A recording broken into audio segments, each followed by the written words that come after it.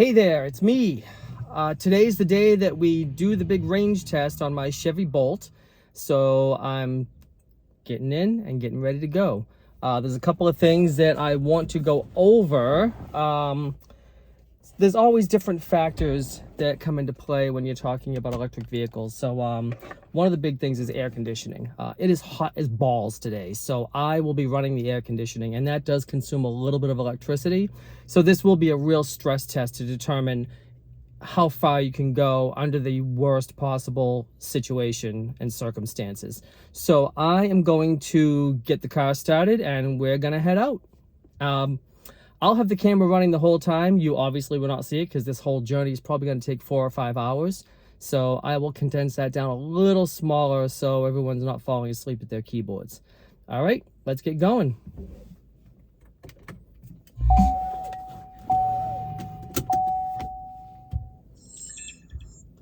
Another thing you're not going to hear is my entertainment system, because during the times when I'm not speaking and we're just driving, I'm going to have some music playing, and I'll also have the air conditioner running, and you probably don't want to hear that either. So you're just going to hear some probably terrible stock music for the rest of the video unless I'm speaking. All right, let's get to it.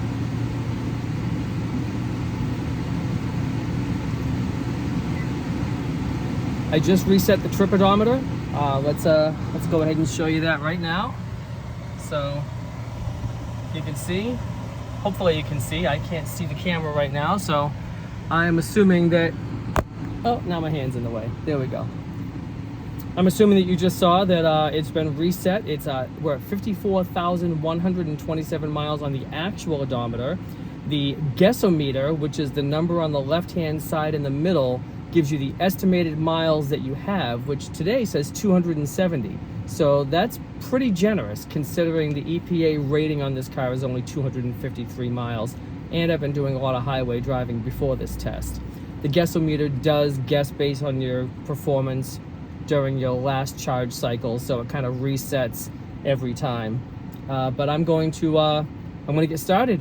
So here we go. We're gonna get down Route 128 South to 93 North, and just gonna get on 93 until we have to turn around and come back. Now, one thing that's good for me is I just happen to live a half a mile from an entrance to Route 128 North. So I will be doing only a half a mile of city driving, and everything else is just gonna be a highway shot. So it's gonna be as much stress as you can put on a car, an electric car, excuse me. And I think it will be a good representation of what exactly this can do. In addition to running the air conditioner being a detriment, one thing that's going to be positive is I'm going to maintain the speed limit, and I'm going to use cruise control when I can. And that makes a big difference too, because obviously, just like with a car that runs on gas, if you stomp on the gas and you're really aggressive, your gas mileage is going to get down there. And the same thing is true for an electric vehicle. So we're headed down the highway now, well, almost headed down the highway now, stuck in a little bit of traffic on the way to the ramp.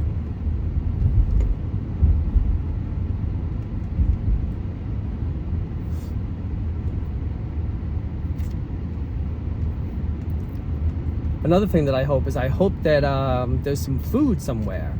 So I have no idea. I'm guessing that I'm gonna hit the halfway point at about lunchtime, so we'll see what happens.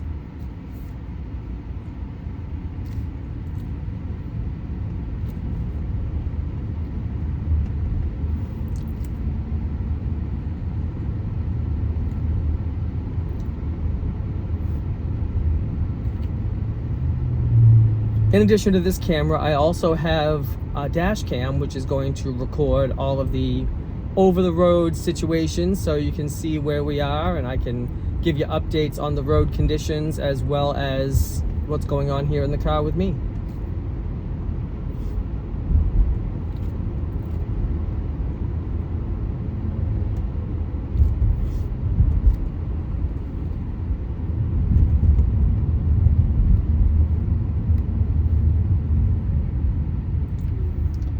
Okay, we're just approaching the ramp now. Traffic is pretty light, so I'm gonna be on here in just a moment.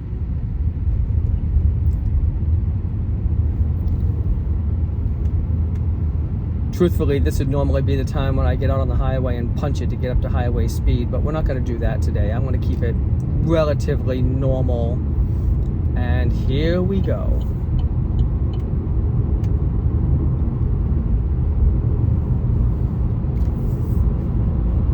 Now, one thing that people don't think about is that you're not always traveling at highway speed on the highway. If you get stuck in some traffic, you can be going from 5 to 25, 30 miles an hour. And obviously that's going to be better for your overall range because you're not using as much electricity. So we probably will run into some traffic because it is Sunday and everyone's either headed back from their vacations or their long weekends, or they're coming in from their long weekends and vacations and trying to head back to Gloucester. So we may hit some stuff probably where we go from 128 to 93.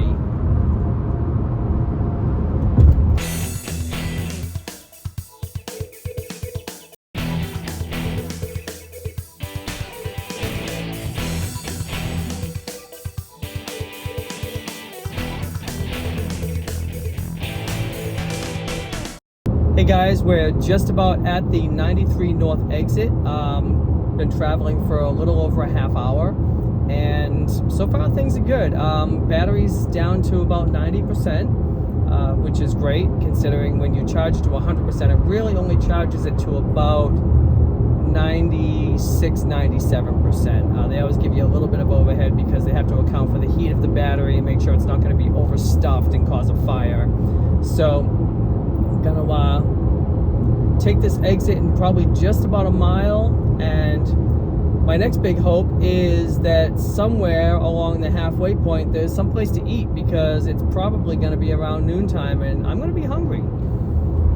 Another thing to consider is that the speed limit changes on 93. On 128 it's been 55 miles an hour, but once you get to 93 it goes up to 65 miles an hour, and that certainly does impact range. And here we go, we're taking the ramp.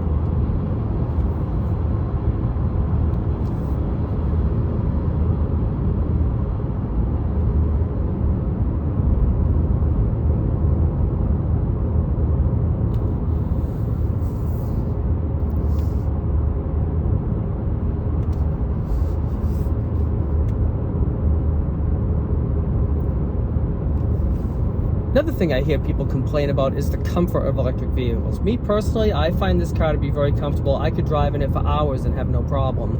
Some people complain specifically about this car that the seats are too hard and they're not comfortable, but I do not experience that at all. I think they're perfect. I don't want a seat that's going to be mushy after a couple years, you know? All right, we're on 93 and I'm going to increase speed to 65 miles an hour. Just update my cruise control. There we go. I'm actually going to set it right at 65. And we're off. I will talk to you again if I have something interesting to say or when we get to the halfway point. Enjoy the ride.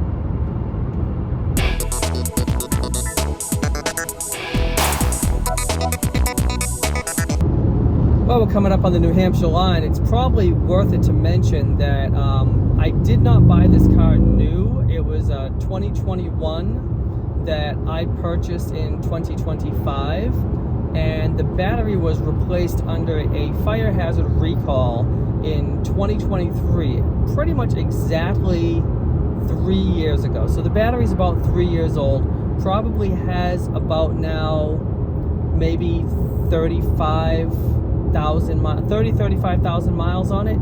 So it is not a brand new battery. It's not even a slightly used battery. It's got some time on it. Right now my current mileage is 54,171. So that's still what I would consider to be a relatively new car by regular standards. But it is still, you know, we're talking about an electric car and we're talking about everyone who bitches and complains about battery degradation, which from everything I've read is a total myth. But we are coming up on the New Hampshire border and I promised an update. So I'm going to update my battery app over here, which gives me a much more accurate representation of what the battery is at. For me, I use the Chevrolet app, and it interfaces with my car. And currently, here at the New Hampshire border, it is 10:21, and its battery's at 82%. And let's see, probably merits mentioning the temperature outside. It's 87 degrees, so it's hot, but it's not Arizona hot. It's not so hot that something terrible is going to happen to the battery, which I will mention that the batteries in electric vehicles have their own cooling system, and that cooling system can turn on at any time just to keep the battery cool, and that does use a little bit of electricity from the battery as well. So that also factors into the range when you're driving, specifically on the highway in the summertime. And we're just about to enter New Hampshire. We're about a mile away from exit 4 on 93 North, coming into Derry, New Hampshire. I'm taking a moment to let you know this because I'm going to give a shout out to my nephew Andy Day and his wife Alana, who own Cask and Vine down in the downtown Derry area. I highly recommend, if you're hungry and you're in the area, to stop in sometime and have dinner there. They do have also a brewery next door where they have a tap room where they make all their own beers. I don't know if they're doing the vineyard yet, but they're definitely doing spirits as well. They have a distillery, a brewery, and a restaurant, which I'm sure you can buy all their products at. But I highly recommend their food and their alcohol. I would go there if it was closer, a lot more than I do. Here's something that's probably worthy of mentioning. Right now, I am on a section of 93 that's just after exit 5, and the whole thing is on a very slight downhill grade, and that's actually great for us because I'm barely using any battery charge at all. Right now, 11 kilowatts, 10 kilowatts around there, and the whole time we're coasting down this hill, it's just saving me battery power. That obviously factors into the overall distance that's available on the car, and the only problem is on the way back, now we're going to be going up this grade, which is going to impact it in the other direction. Now, in a perfect world, if I were retired and didn't have a life and didn't have anything to do, I would just drive in a straight line until I found the nearest supercharger to being the closest out of battery that I could be, to get a very accurate representation of how far you can go in a straight line. But since I have to work for a living because I never get enough views of these to have anybody monetize them, I will have to settle with doing my 50% drive up and 50% drive back.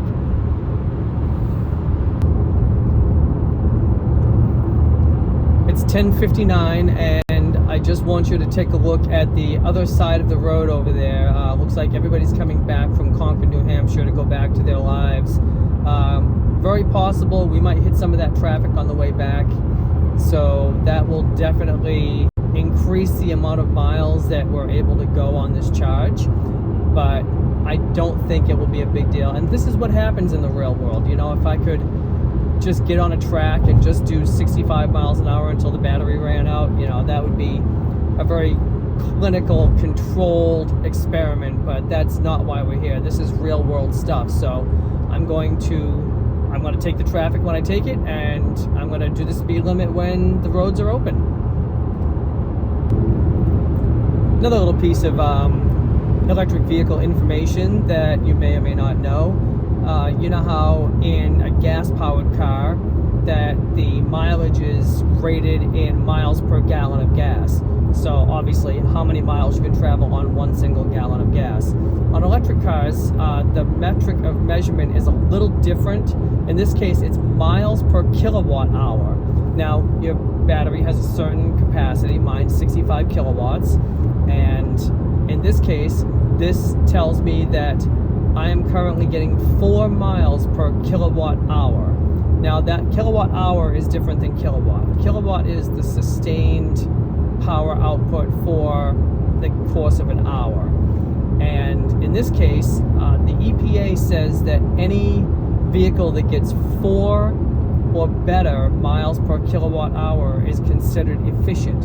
In this case, looking at my dash right now, it tells me that I'm getting exactly 4 miles per kilowatt hour. So on the highway, this is getting very efficient mileage for this type of vehicle. Now, in the city, I will generally get anywhere from 5 to 5.8 miles per kilowatt hour, 5 to 5.8 kilowatts per, wow, I can't say that. I will get 5 to 5.8 miles per kilowatt hour. There, I finally got it out. And that's actually considered really, really efficient. It works out for me because most of my driving is done within the city with maximum of like 30, 35 miles an hour. I very seldom do road trips like this, so I'm looking forward to seeing how far I can actually get in case I do decide to take a road trip. Now, obviously, you have to schedule your time around, you know, are you going to stop near a charging station? You know, are there any superchargers nearby? Fortunately, there are apps for that. I have one on my phone. It's called Plug Share. Not only will it tell you what chargers are in the area, it tells you what speed they'll charge your car at, and they will also give you driving directions that you can view on your regular, you know, your CarPlay or whatever, that will show you the best route to take in order to be near a charger when your car is in need of it. So it's a great little app. Again, I'm not endorsing anything that I mention on here. I'm not saying that you should run out and buy anything unless these people all of a sudden want me to do a sponsorship, and then I will. But right now, that's just a freebie, Plug Share. It's available on the App Store and the Play Store.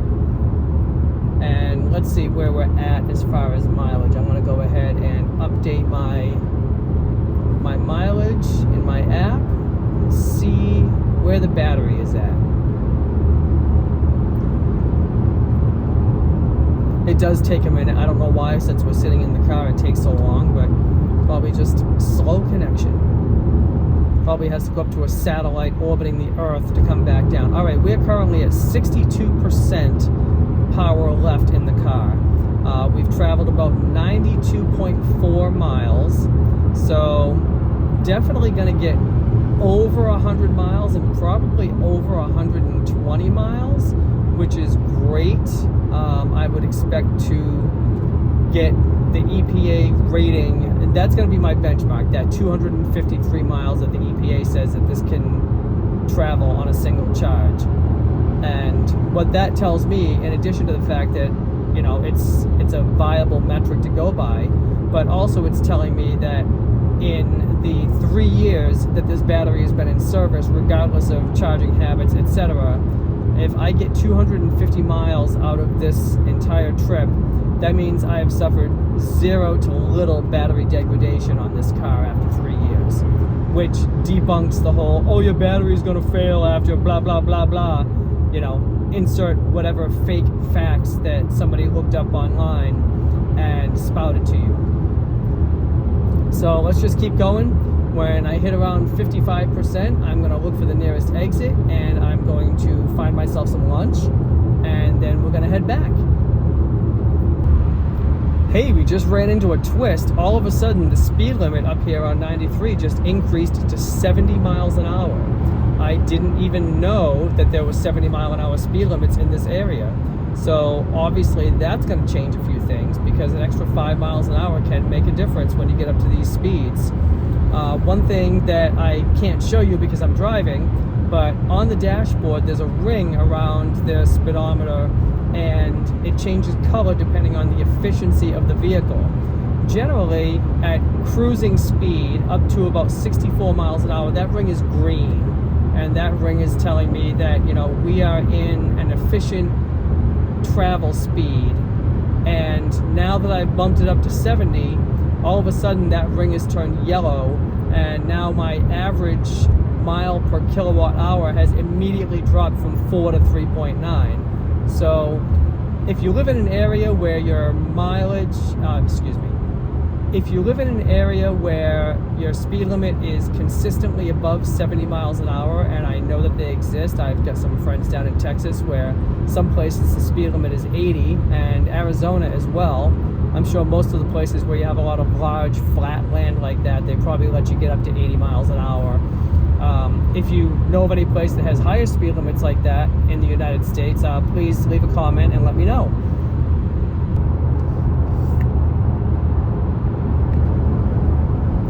Okay guys, this is it. I'm turning off the cruise control and I'm going to take the next exit and I'm going to grab myself some food. I think this overall has been quite a ride. The fact that I made it to Laconia on less than half of a charge is just crazy. Truthfully, I wasn't sure how far I was going to make it, but this really exceeded my expectations. Already traveled 103 miles. Gonna have this short little jaunt, figure out something to eat.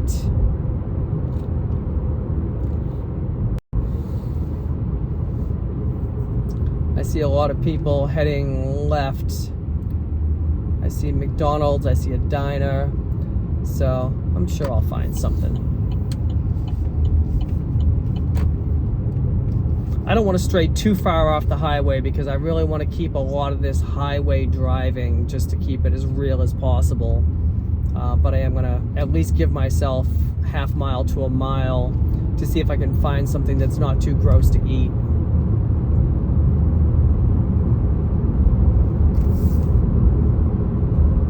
That hopefully is open.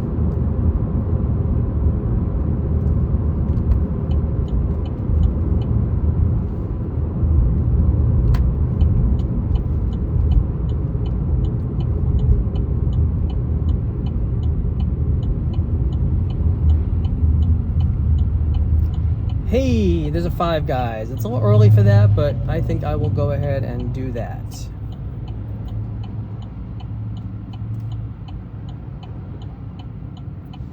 It'll give me an opportunity to pee.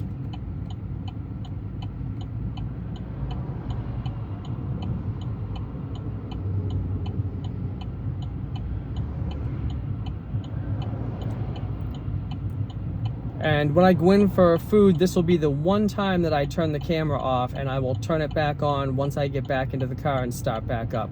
So that will be the only break that this camera is taking, because I wanted to have like one long stream of everything to make sure that I was capturing the entire trip. Yay, Five Guys is open. I am going to jump in there and grab some food.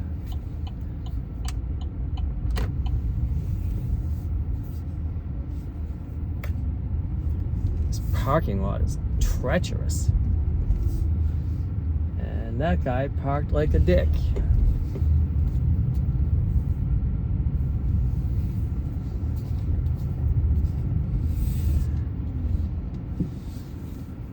All right guys, I'm going in to fuel myself up and probably pee and get ready for the ride back. I will see you soon.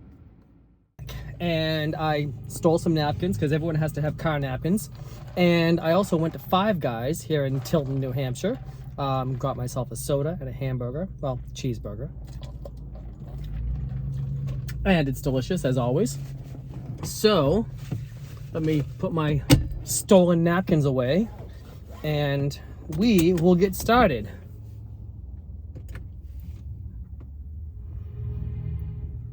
The silence of not having to hear a car start is great. Okay, we are, I may have mentioned, in Tilton, New Hampshire. It's about 104 miles away from my original location in Gloucester, Massachusetts. And we are gonna get on it. So let's head back.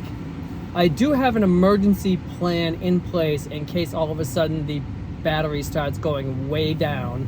And that emergency plan is in Salem, New Hampshire at the mall at Rockingham Park. They have Tesla superchargers, and those will charge up my car in about half an hour, 45 minutes. So at least if I get to the New Hampshire, Massachusetts line and I see that things are going terribly wrong, I can always abort the mission and I can stop there and I can jump on a Tesla supercharger and get myself all charged back up so I don't end up having to get towed home. But don't worry about me, I'll be fine. All right, here we go. Okay, we're about 2 miles from the exit to get me back onto Route 128 northbound. I am surprised at how many miles I've gone and how many miles is still left. According to the guessometer, there's 76 miles left. I've gone 178 miles. I'm going to take it as far as I possibly can. So I'll just I'll keep announcing it and let you know where we're at. Okay, coming up on my Peabody emergency checkpoint to see if I need a charge. Battery's at about 26%. Says I've got about 68 miles left. I've traveled 189 miles. That's pretty impressive. I think I'm gonna keep going. And like I said, if I get back to Gloucester and there's still a significant charge left, I'm going to loop around and head back up 128, or should I say down 128 since it's southbound. And I will see how far I can go before I can stress this to the limit. Okay guys, it's getting down to the wire. Battery just hit 10%. Guessometer says I have 27 miles left and I've gone 233 miles. Okay guys, I just got the dreaded notification on my dash to say that it's time to charge the vehicle. Battery's at about 8%, gone about 238.5 miles. Guessometer has about 21 miles left on it. I'm feeling pretty confident about the guessometer right now, for reasons that I will explain after I'm done with the road trip. But for right now, I may make 1 or 2 more laps down the highway in the local area just to see if I can get that 253 miles. If at any point I drop below 5%, I will probably abort and head to a charger.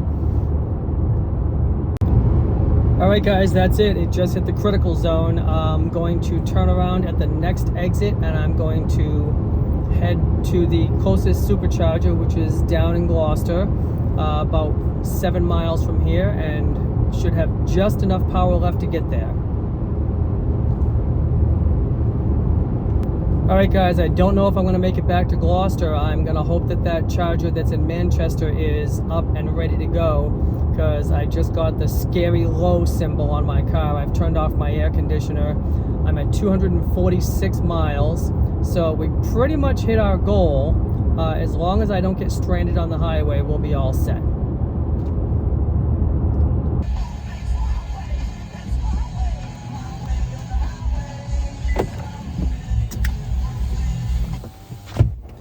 Well guys, at 248.5 miles, I made it to a charger in Manchester. So I'm gonna charge up a little bit and then I'm gonna make my way home and do a full charge. So it's been a lot of fun doing this. I gotta go pee because I've been in the car for almost 3 hours. So I will talk to you soon.